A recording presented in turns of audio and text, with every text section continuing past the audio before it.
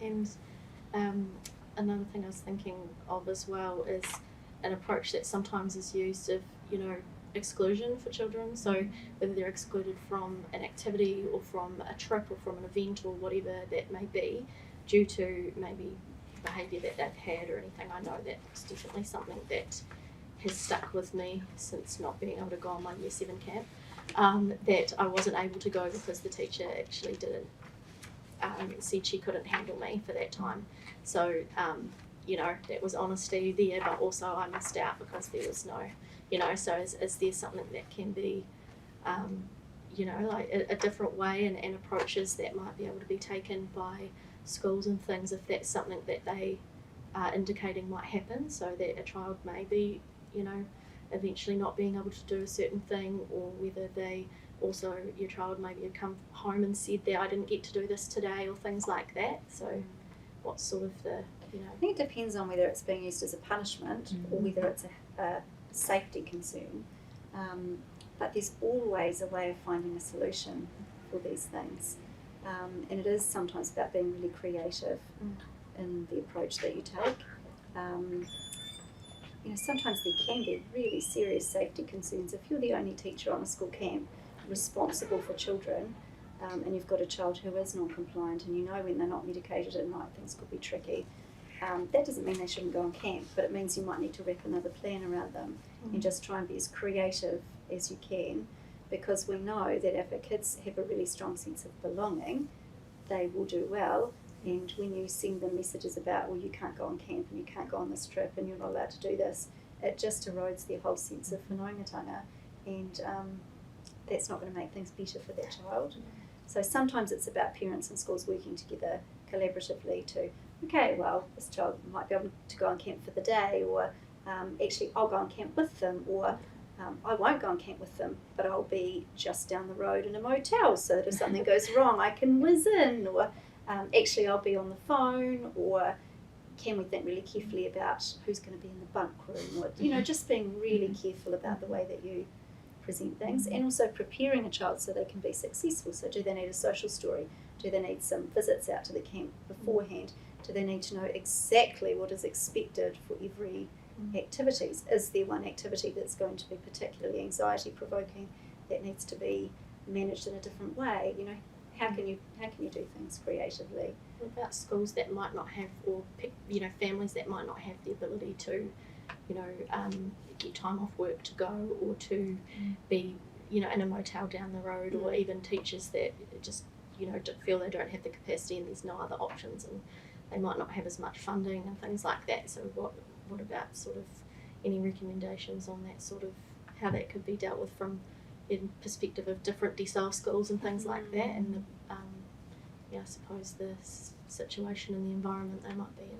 I still think it's about being solution focused in your thinking. So this is what we want, and now how are we going to get there? Okay, so mum's not available to come on camp. Can Nana come on camp?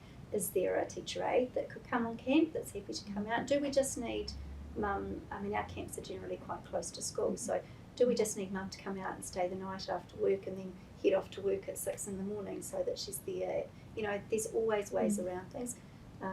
It's just a matter of thinking creatively. Yeah, and I think doing that together, coming into the school physically, sitting down, having a chat about it, talking about what is it that the school is concerned about and what you're concerned about as a parent as well.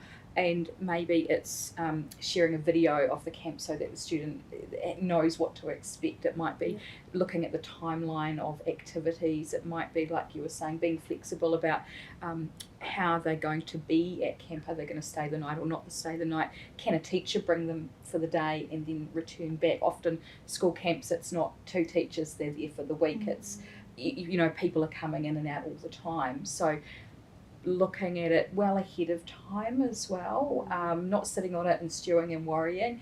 Think, well, I feel like I'm getting this messaging, my child's getting this messaging at school, I'm going to be proactive with this and say, look, I am concerned for their safety as well, because we've all experienced this together. How can we make it a really positive, enhancing experience for them so that they're part of the class, they're getting this cool stuff that everybody wants to do in New Zealand, especially camp is such a big deal, but really breaking it down and looking at what is camp, what do we get from camp, what do you want to get from camp as a parent, why do I want my child there, and really articulating that as well.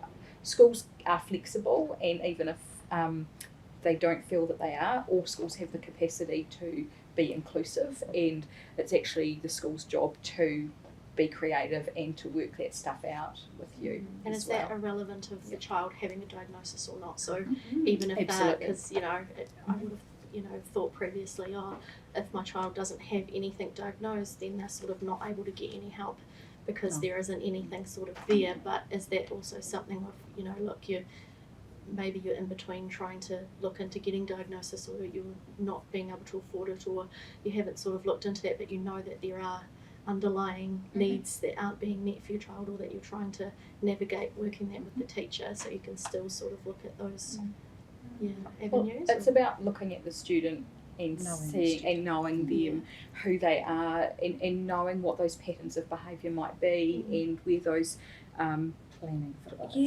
planning for that, and seeing and hearing from them where they're nervous or anxious. Maybe there's things that they are worried about as well. It doesn't have to be about a diagnosis, a piece of paper. There's patterns of behaviour there, and it can be, it's part of that whole person, and working in that in a positive way and proactively, I think, is the most important part, especially when you're thinking about big events like camp, which is such a big deal for students, particularly in year 7, 8. I think when they get to intermediate, it's such a high point, and it's important for those accommodations to be in place for them. Yeah, you want them to look back as an adult and remember that they went on school Yeah. camp, not remember that everyone else went Did on I school stage, camp and they didn't. Yeah. And I think we do make accommodations for other children. A child who's got epilepsy, we just wrap a plan around them. They've got diabetes, we wrap a plan around them. Yeah. They're in a wheelchair, we wrap a plan around them. So we need to be wrapping plans around everyone.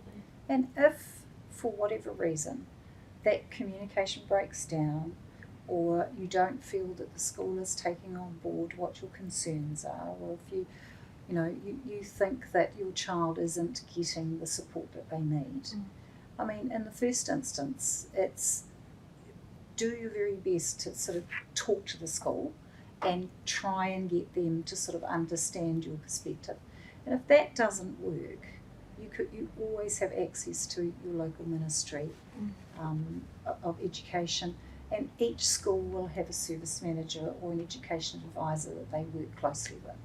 So, a general call in there will put you in touch with that person, and then they will support you and the school to work through what those issues are.